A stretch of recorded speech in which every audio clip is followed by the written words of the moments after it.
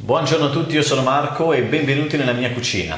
Oggi prepareremo un impasto base della pasticceria. Il pan di Spagna è un impasto versatile, che se impariamo a farlo ci permetterà di preparare un sacco di dolci. Diciamo però che principalmente il pan di Spagna è utilizzato come base per preparare delle torte. La classica torta di compleanno.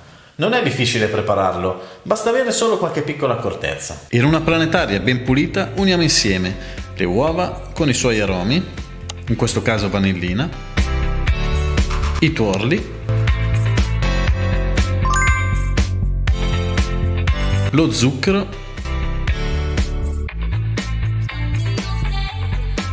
e il miele.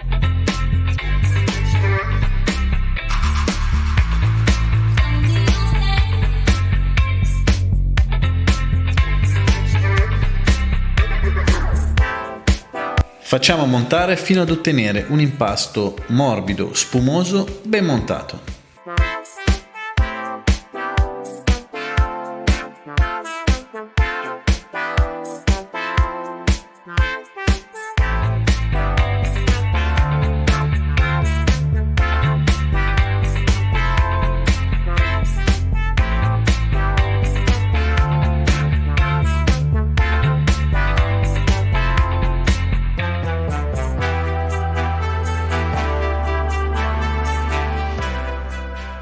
Al contrario di quando andiamo a preparare una merenga e quindi andremo a montare gli albumi, non è importante la temperatura delle uova, per fare il pan di Spagna è fondamentale. Infatti le uova non devono assolutamente in nessun modo essere fredde. Quindi il mio consiglio è quello di tirarle fuori dal frigo il tempo necessario per farle acclimatare e farle diventare sostanzialmente a temperatura ambiente. Altrimenti avrete parecchie difficoltà nel montarle. Se proprio non riuscite a tirarle fuori prima per farle acclimatare, allora vi consiglio, mentre montano, di scaldare la bacinella della planetaria con un accendifuoco. Dopo aver setacciato farina e fecola, li inseriamo poco alla volta nell'impasto montato.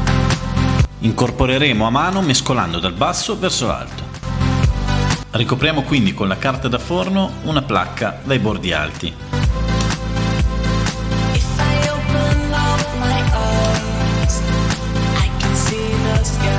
Che verranno unti con il burro fuso per far sì che il pan di Spagna non si attacchi in cottura. Versiamo quindi il nostro impasto direttamente nella teglia e con un cucchiaio, un leccapentoli, una spatola, un cartoncino lo pareggiamo, cercando di toccarlo il meno possibile per fare in modo che non si smonti. Cuociamo quindi a 175 gradi in forno statico per circa 40 minuti, ovviamente dipende dalla grandezza del vostro foglio di pan di Spagna. Direi che per questo formato 40 minuti possono bastare.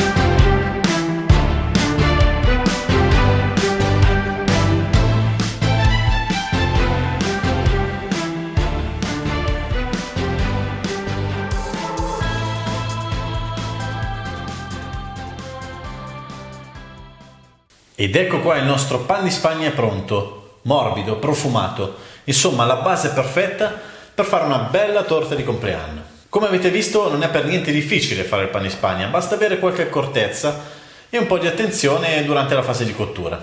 Ora possiamo tranquillamente conservarlo coperto da una pellicola, senza che passi l'aria mi raccomando, in frigorifero per anche un paio di giorni, o se no tranquillamente in freezer per le solite 4 settimane. Qui sotto in descrizione, come al solito, troverete la ricetta completa per preparare anche voi il pan di Spagna. E se per caso dovesse esservi piaciuto il video, mi raccomando lasciatemi un bel like, iscrivetevi al canale e se cliccherete sulla campanella potrete rimanere aggiornati sui prossimi video che pubblicherò. Così magari, perché no, potremo vedere come fare una torta su questa base di pan di Spagna. Io direi che per oggi è tutto, noi ci vediamo la prossima volta. Ciao ciao!